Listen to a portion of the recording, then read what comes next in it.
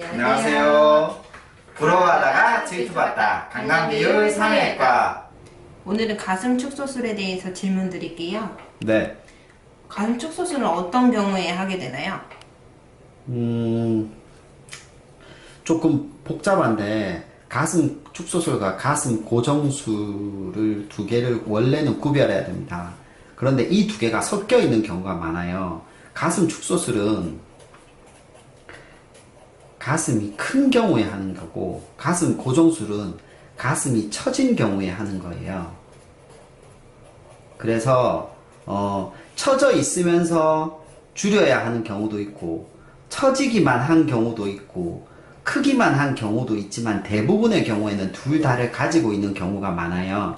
그래서 뭐 대부분 출산 후에 수유를 하고 나서 가슴이 처진다든가 이렇게 되는 경우에 가슴을 줄이면서 가슴 고정술을 같이 하는 경우도 있고, 간혹은 드문 경우긴 하지만 가슴을 위로 올리면서 확대술을 같이 하는 경우도 있어요.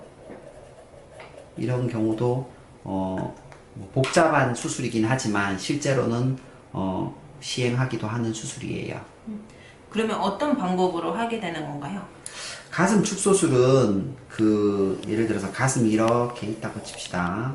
그러면 꼭판이 유두유륜이 여기에 있고요. 그럼 여기를 어떤 방법으로 절개하느냐에 따라서 나누어요. 그래서 꼭판을 주변을 이렇게 절개하면 이걸 유두유륜 절개라고 해요. 그 다음에 절개선이 이 유두유륜 절개선 더하기 요렇게 더해지면 이걸 버티칼이라는 말을 써요. 수직거상술이라는 말을 써요. 그 다음에 여기서 옆으로 이렇게 가면 한국말로 오자형을 닮았죠. 그래서 뭐 오자 또는 역T, 인버티드 T 또는 이걸 와이즈 패턴이라고 해서 와이즈란 말을 써요. 그런 보통 세 가지의 방법을 주로 사용하는데 이 세 가지의 방법 중에서 본인에게 맞는 방법을 사용하게 되는데, 요즘은 유두유륜은 효과가 좀 적지 않나 이렇게 생각해서 주로 수직이나 아니면 역T 방법을 많이 사용하는 편입니다. 보형물을 제거하고 축소하는 것도 가능할까요? 가능합니다. 그런데 상담 오시기 전에 요즘 뭐 ALCA 같은 일단 암 유발 인자 때문에 이걸 제거하시고 싶어 하는 분들이 있는데, 가장 먼저 생각하고 오셔야 되는 건 그거죠. 나는 이걸 제거만 할 것인가, 제거하고 다시 유방을 모양을 만들어야 되는데, 모양을 만들 때 가슴 축소나 고정이거든요.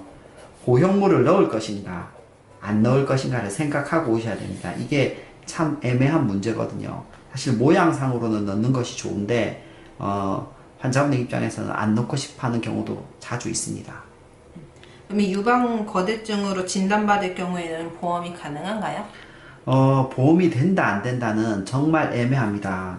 의료보험의 기준은 원칙적으로는 된다 안 된다를 미리 알 수 없어요. 그래서 이게 질병에 가깝냐, 쉽게 얘기하면 이게 이 사람이 생활이 안 된다 그러면 보험이 될 수 있다고 되어 있습니다. 그런데 될 수 있다니까 뭐 병원 입장에서는 될 수 있다는 안 될 수도 있다는 말하고 사실 같은 말이잖아요. 그래서 이거는 진단이 필요합니다. 일반적으로는 나는 유방이 굉장히 커서 뭐 행동이 어렵다, 뭐 허리가 들기 어렵다, 이런 경우에는 될 가능성이 조금 높다고 보시면 되고, 의사들이 봐서 그 정도가 굉장히 심하면, 그렇지 않은 경우에는 일반적으로 미용 쪽으로 보는 것이 맞습니다. 왜냐하면 그런 경우에 의료보험을 해봤자 삭감을 당하고, 그러면 환자도 의료보험조합에 돈을 다시 돌려내야 되고 병원도 환불해야 되는 복잡한 절차가 생기기 때문에,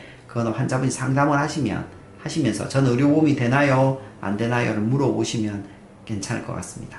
네, 답변해 주셔서 감사합니다. 감사합니다. 감사합니다. 감사합니다.